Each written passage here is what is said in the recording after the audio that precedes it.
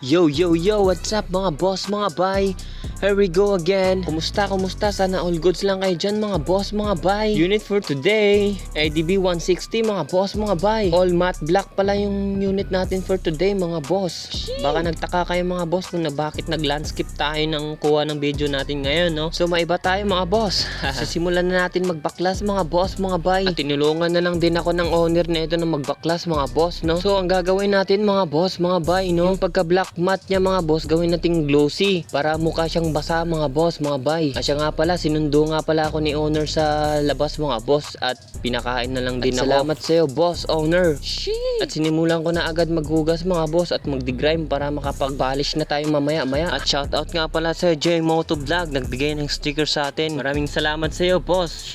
So mabalik na tayo mga boss, mga bay. Asya nga pala mga boss, mga bay, tatlong helmet pala yung gagawin natin dito.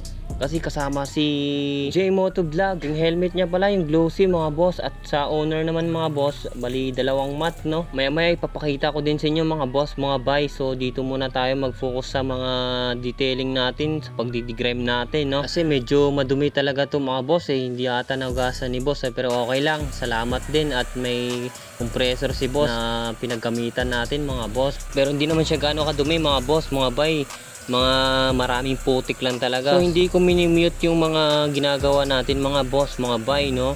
Para marinig po natin yung tunog ng tubig at tunog ng machine, tunog ng pag-detail natin mga boss, mga bay. At dito na tayo mga boss, mga bay. Magsimula na tayo ng polishing mga boss. Gawing nating glossy tong matte nya mga boss, mga bay, no? Para pag-apply ng ceramic mamaya mga boss, mas mag-glossy pa talaga mga boss. Mamaya papakita ko sa inyo yung finish nito mga boss, no? At 3 layers pa rin tayo sa ceramic coating natin mga boss, mga bay, no? At yung owner mga boss nanonood lang sa giliran natin, no? Kaya enjoy to watching boss. At pinakita ko din mag-apply ng ceramic coating sa owner mga boss para talagang kitang-kita nyo yung diferensya mga boss, no? At pinapaliwanag ko talaga mga boss. So ganun tayo kasulit mga boss.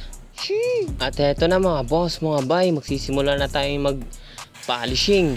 Pag sinabing polish mga boss, talagang polish lang talaga at gagamitin mo yung foam na pads mga boss, no? Hindi yung pang-cutting mga boss kasi matte to eh. Gawin mo lang siyang glossy mga boss, mga bay, no? So ito na yung helmet ni James Moto Vlog mga boss, mga bay, no? Actually bago daw yan mga boss eh, kaya may sticker pa eh. So tapos na tayo mag-polishing mga boss, mga bay, no? Tinatanggal ko na yung mga detailing tip mga boss at mag-prep na tayo mga boss para maya maya mag-a-apply na tayo ng ceramic coating.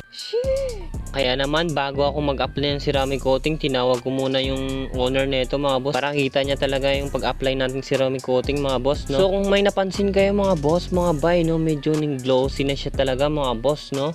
Mukhang basa na siya mga boss. Pero kahit punasan mo na yan mga boss, yan ay talaga yung itsura niya. Medyo glossy na talaga at mukhang basa. So nasa 1 layer pa lang tayo mga boss, mga bay, no? Pero mukhang nagbago na yung motor ni bossing ah. So lahat ng mga parts mga boss, pinahiran ko ng ceramic coating, pati yung ilalim mga boss, no? Para hindi makapitan ng mga espalto mga boss. So yung video natin mga boss, talagang pinakita ko mga boss, mga bay, no? Pero yung pangatlo mga boss, kinat ko na para hindi na masyadong mahaba yung video natin kasi may 3 helmet pang i-video ko eh. Medyo hassle na kasi same lang din kasi mga boss yung pag-a-apply natin ngayon. At dyan namang yung owner mga boss sa giliran natin, nanonood lang talaga yan para mapaliwanag ko ng husto mga boss, mga bay, no? Kahit saan naman ako mga boss, mga bay, yung mga owner talaga pina-explain ko talaga ng maayos para maalagaan na nilang maayos mga boss. Pero nasa kanila yun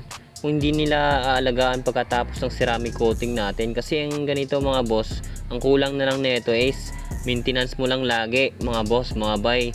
Once a week lang talaga yung hugas ng ceramic coating mga boss, or kahit sakyan mo mga boss, ganun lang din, once a week lang talaga. So hanggang dito na lang ako mga boss, mga bay, no? Hanggang sa muli nating pagkikita mga boss, mga bay. Maraming salamat po sa inyo.